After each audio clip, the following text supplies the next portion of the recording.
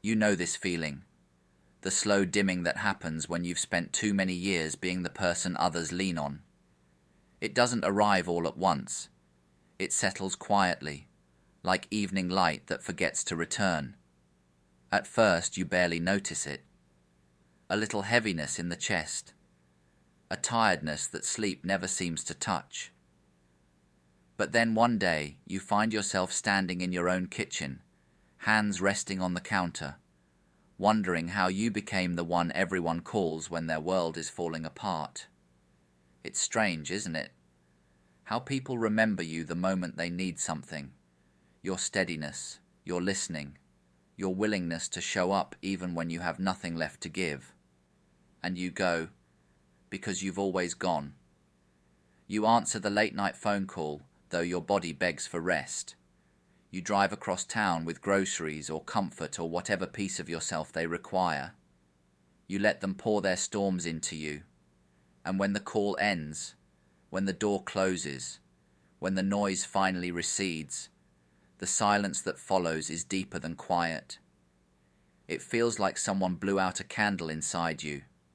You try not to resent it. You tell yourself, this is what love looks like. This is what loyalty means. This is simply your nature. But beneath the reasonableness, beneath the practiced understanding, there is a small truth you keep swallowing. You are tired. Not the sort of tired that a weekend or a nap can fix, but a soul tiredness, the kind that comes from being useful more often than you are seen. There are moments, small ones, when you glimpse it clearly. Standing alone in the hallway after helping someone through another crisis. Sitting in your car before turning the key, letting the quiet hold you because no one else will. Staring at a sink full of dishes that aren't yours. Realizing your kindness has become a doorway others walk through without knocking. It hits you then, the weight of it, the slow erosion of always giving without being met. And still, part of you hopes that someone will notice the cost, that someone will look past the help you offer and finally see the tremble in your hands, the thinness of your breath, the way your smile arrives later than it used to. But most days, no one does. They see the open door. They do not see the person holding it. Fatigue has a quiet voice, and you've been ignoring it for years. And now you're beginning to feel what happens when even that voice grows tired of calling your name. There's a reason you give the way you do, though you rarely say it aloud. It isn't because you're endlessly generous or naturally selfless. It isn't even because people need you, though they do, and often. It's something quieter, almost hidden, woven into your earliest ways of being. Somewhere along the line, you learned that love arrives more easily when you're useful, that affection follows effort, that your worth shines brightest when you dim yourself. We don't notice this at first. We grow into it the way trees lean toward light. A parent who praised you most when you stayed calm. A friend who kept you close only when their world broke apart. A partner who mistook your giving for stability and your silence for strength. These small lessons gather over time until they become a kind of contract, unspoken but binding. You give, they stay. You stop, and maybe they don't. It's not that you believe this logically. It's that your body remembers. It remembers the fear of being overlooked. It remembers the tightness in your chest when you sense someone pulling away. It remembers how quickly you stepped forward to fill the gap, believing that if you moved fast enough, no one would see your longing. Think of the times you've said, "I'm fine," when you were anything but. You weren't lying. You were protecting something fragile, the thought that your needs might make you less lovable. So instead you fixed things no one asked you to fix. You apologized for burdens you never created. You answered every call, even when the room around you felt heavy and your own heart was asking for a moment's rest. There was a night. Maybe you remember it clearly, or maybe it has blurred into all the others. You waited for someone to return your message, not because you needed help, but because you wanted a small sign that you mattered outside your usefulness. Hours passed. The screen stayed dark, and you sat there with that familiar ache, the one that says, "If I'm not needed, will I be chosen?" This is how dependence works, not only theirs on you, but yours on the role you play. Goodness becomes a mask, self-erasure becomes a habit, and the world praises the version of you that costs you the most. But here is the quiet recognition we rarely admit. You can vanish in the very moment you're trying to be seen. There comes a moment, quiet, almost private, when something shifts inside you. Not a dramatic break, not a shouted realization, just a soft, undeniable recognition. The kindness you've carried so proudly has been thinning you out. What once felt like generosity now feels like a slow unraveling. You walk through your days offering pieces of yourself the way someone hands out bread in a famine, hoping it will be enough, knowing it never is.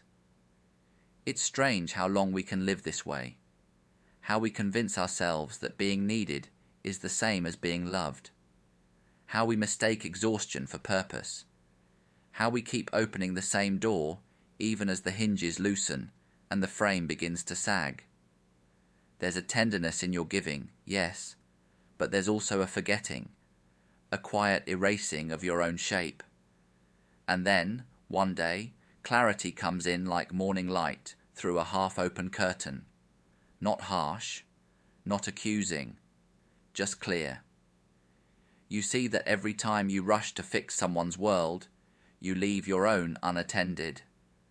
Every time you soften your voice to comfort another, you silence the one thing inside you that has been asking to be heard. It's not selflessness, it's disappearance. There's a simple truth the body knows long before the mind accepts it. No hand can stay open forever without eventually trembling. You might notice it in small ways. The breath that catches when another request arrives. The small dread that rises when your phone lights up with familiar need. The way your shoulders lift, as if bracing for a weight you already know too well. This is the turning point. The moment when your kindness, once warm and expansive, begins to feel like a room with no windows. You realize you've been pouring from a cup you never refill. You realize the glow you offered so freely has dimmed, not because the world is unkind, but because you have kept the flame exposed to every wind. A tree cannot lean toward every voice calling its name. A river cannot flow in every direction at once. Even the sun sets, not from weakness, but from the nature of its own cycle. Virtue requires shape. Goodness requires edges. Even love requires a place to root. And in this clarity, sad, steady, honest, you finally see that saving everyone was the one thing quietly costing you yourself. Boundaries are the breath that keeps the heart alive. There is a kind of refusal that doesn't look like refusal at all. No slammed doors, no raised voice, no final speech delivered with trembling hands. It arrives the way dusk settles across a room, slow, inevitable, almost tender. You simply stop stepping toward what drains you. You stop answering the calls you once leapt to take. You let the phone ring once, then twice, then fade into its own silence. And in that small, almost invisible act, something inside you begins to realign. This is not punishment. It's not anger. It's a return. You begin to understand that boundaries are not walls against the world, but thresholds that guide what may enter and what must remain outside. A threshold doesn't rage or argue. It just exists, solid, unmoved, clear. And you start to feel that clarity in yourself, first faintly, then with the quiet certainty of someone finally remembering their own name. There's a moment, maybe in the middle of an ordinary afternoon, when you turn your phone face down on the table. not from spite, but from relief. The room around you softens. The light changes.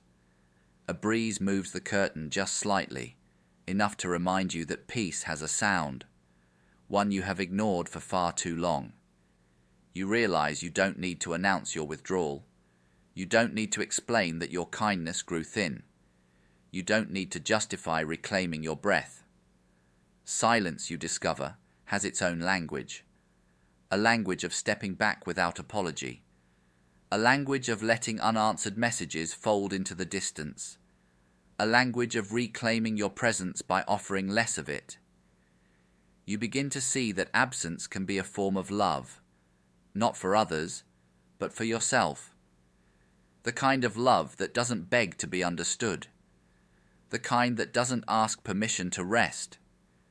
The kind that knows the difference between compassion and self-sacrifice and chooses the quieter path. Some people notice the change.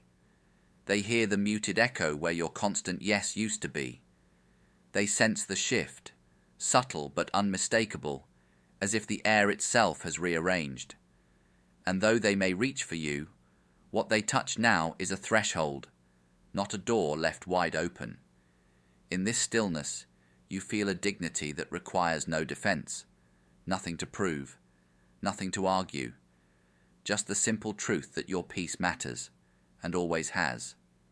And as the day settles, and the house settles with it, you hear something you haven't heard in years, your own life, undisturbed, breathing. There is a kind of love that doesn't move toward people, but creates space around them.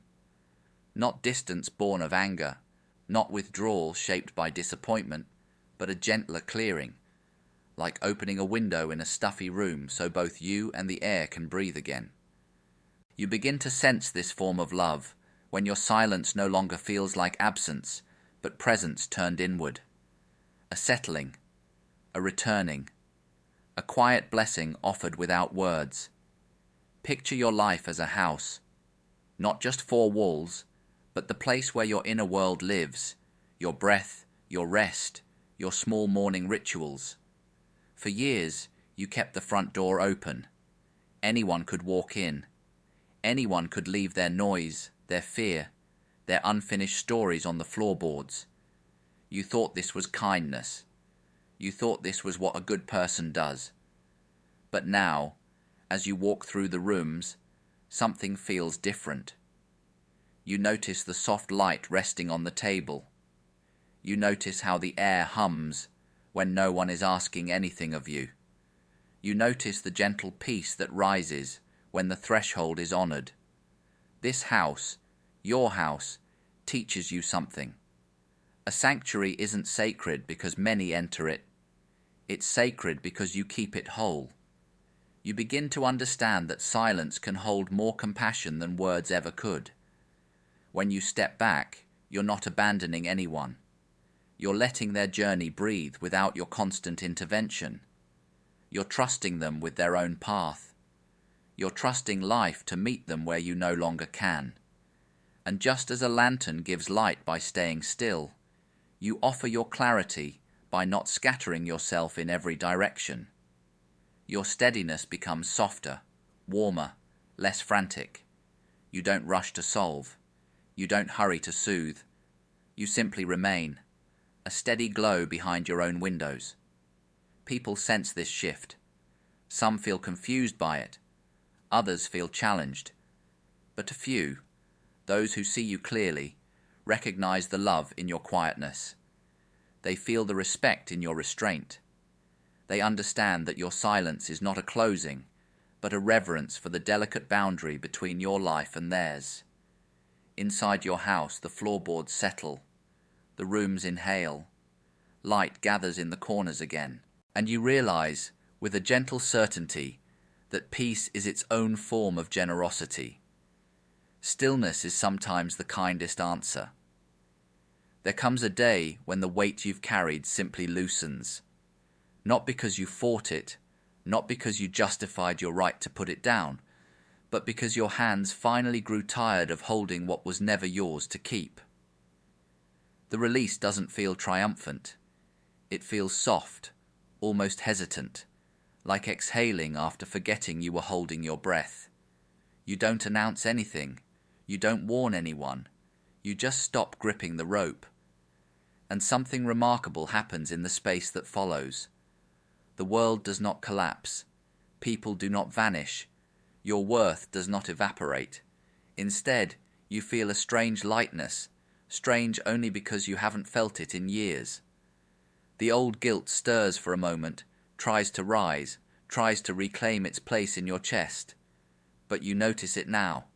You see it for what it is, a shadow left behind by a life lived in constant service. And when you see something clearly, it loses its power to define you. You walk through your days with a new kind of quiet. The same kitchen, the same chair by the window, the same routines that once felt heavy now unfold without effort. There is room inside you again, room for breath, room for stillness, room for the parts of yourself you neglected while tending everyone else's storms. You stop asking whether you've done enough. You stop wondering who might be disappointed. The questions dissolve because you no longer live from the place that created them. This is what release really is. Not an act of rebellion, but an end to performing.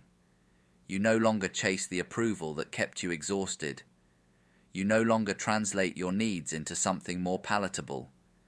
You no longer wait for someone to grant you permission to rest. Peace arrives quietly, without fanfare, without demand. You don't grasp for it. You don't earn it. You simply stop resisting the life that has been waiting for you beneath the noise. There is no grand revelation, just a calm acceptance that feels like returning home after being gone too long. And in this return, you understand something tender and true. The people who loved you only when you were useful were never your home to begin with. You stand at your own threshold now, unburdened, unhurried, unafraid. Letting go is how you come back to yourself.